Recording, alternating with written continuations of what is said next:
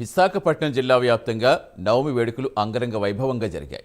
MVP కాలనీలో శ్రీ భక్తాంజనేయ స్వామివారి ఆలయానికి వందలాదిగా భక్తులు పోటెత్తారు.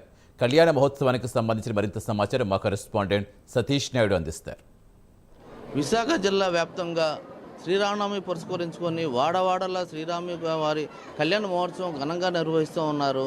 అదేవిధంగా మనం ఇక్కడ చూసుకున్నట్లయితే ఎంవీపీ కాలనీలో గల భక్తాంజనేయ స్వామి ఆలయంలో శ్రీరామ కళ్యాణ మహోత్సవం చాలా ఘనంగా నిర్వహిస్తున్నారు. అసలు ఆ విశేషాలను మనతో పాటు ఉన్న పురోహితులు ఉన్నారు, ఆయన అడిగి మరింటి తెలుసుకుంటాం. అయ్యా నమస్కారం, ఏంటి మీ ఆలయం ప్రత్యక్ష స్పెషల్ ఏంటి? జై శ్రీరామ్. రామచంద్రస్వామి కళ్యాణాన్ని లోకమంతా కూడా శ్రీరామి నవమి నాడు సీతారాముల కళ్యాణం జరుపుకోవటం మనకి చాలా పూర్వకాలం నుంచి ఆనవాయితీగా వస్తున్నది. మన ఆంజనేయ స్వామి వారి సన్నిధిలో ఈనాడు సీతారాముల కళ్యాణాన్ని జరుపుకుంటున్నాం. అనేక మంది వేల సంఖ్యలో భక్తులు వచ్చి ఆ సీతారాముల కళ్యాణాన్ని కనులారా దర్శనం చేసుకుని తరిస్తూ ఉంటారు. రామ అంటేనే ఆనందాన్ని ఇచ్చువాడు, రామ అంటే ఆనందముగా ఉండువాడు అని.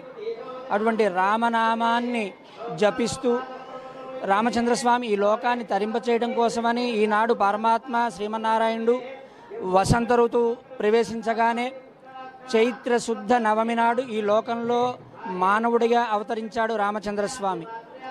ఆయన చెప్పుకుంటాడు, నేను మానవుడిగానే వచ్చాను. ఆత్మానం మానుషం మన్యే రామం సత్యపరాక్రమం రామం దశరథాత్మజం అంటాడు. నేను దశరథుడి పుత్రుడుగానే ఈ లోకంలో మానవుడిగా అవతరించాను అని.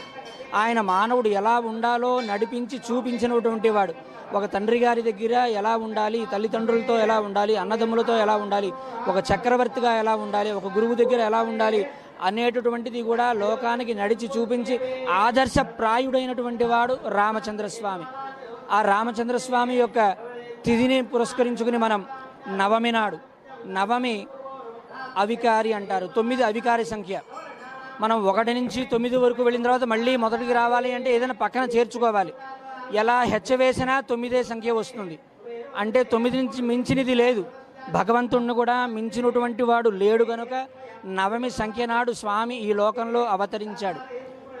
దాన్ని పురస్కరించుకుని చైత్ర శుద్ధ నవమి నాడు ఈ సీతారామ కళ్యాణాన్ని భద్రాచల క్షేత్రంలో అత్యంత ఘనంగా నిర్వహిస్తూ ఉంటారు.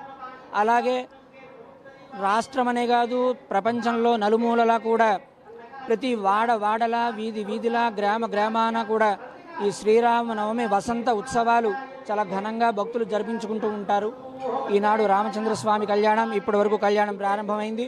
ఇప్పుడే స్వామి యొక్క పాద ప్రక్షాళన కార్యక్రమం జరిగింది. ఇప్పుడు మహాసంకల్పాన్ని మనకి స్వామిలు అక్కడ విన్నవిస్తున్నారు. అందరం కూడా జపంతో తరిద్దాం. జై శ్రీరామ్.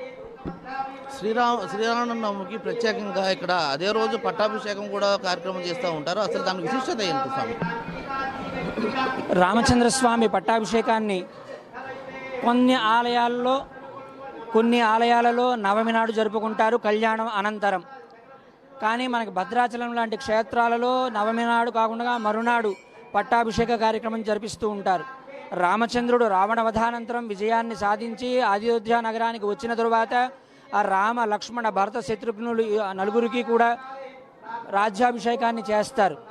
అలా చేసినప్పుడు వానరులందరినీ కూడా నలుదిక్కులు పంపించి నదీ జలాల్ని తీసుకుని వచ్చి తతస్స ప్రయతో వృద్ధో బ్రాహ్మణై సహా అన్నట్టుగా అందరూ ఉండగా సింహాసనం మీద రామచంద్రస్వామిని కూర్చుండబెట్టి బంగారు సింహాసనాన్ని వారి శిరస్సు మీద ధరింపచేసి పట్టాభిషిక్తుడిని కావిస్తూ ఉంటారు.